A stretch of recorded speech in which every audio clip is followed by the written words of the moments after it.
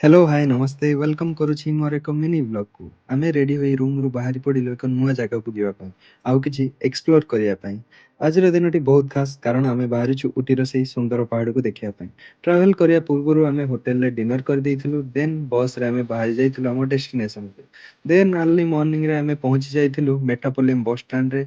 Then आमे local bus रे जाइथिलु उटी को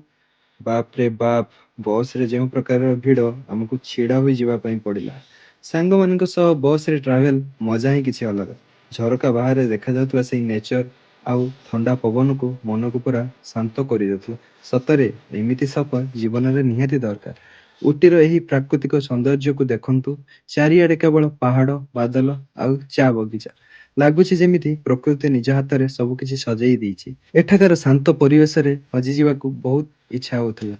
2 ଘଣ୍ଟା ଟ୍ରାଭେଲ ପରେ ଆମେ ପହଞ୍ଚି ଯାଇଥିଲୁ ଆମ ଡେଷ୍ଟିନେସନରେ ଏହି ଟ୍ରିପ୍ ମୋ ପାଇଁ ସବୁବେଳେ ମେମୋରେବଲ୍ ହେଇ ରହିବ ଯଦି ଆପଣଙ୍କୁ ନେଚର ଭଲ ଲାଗେ ତାହେଲେ ଉଟି ନିଶ୍ଚିତ ଆସନ୍ତୁ ନେକ୍ସଟ ପାର୍ଟ ଦେଖିବା ପାଇଁ ଚ୍ୟାନେଲକୁ ସବସ୍କ୍ରାଇବ କରନ୍ତୁ ଭିଡ଼ିଓ ଭଲ ଲାଗିଥିଲେ ଲାଇକ୍ କରନ୍ତୁ ଏଣ୍ଡ ଭିଡ଼ିଓ କେମିତି ଲାଗିଲା କମେଣ୍ଟ କରନ୍ତୁ ଦେଖାହବ ନେକ୍ସଟ ପାର୍ଟରେ ରହିଲି ଜୟ ଜଗନ୍ନାଥ।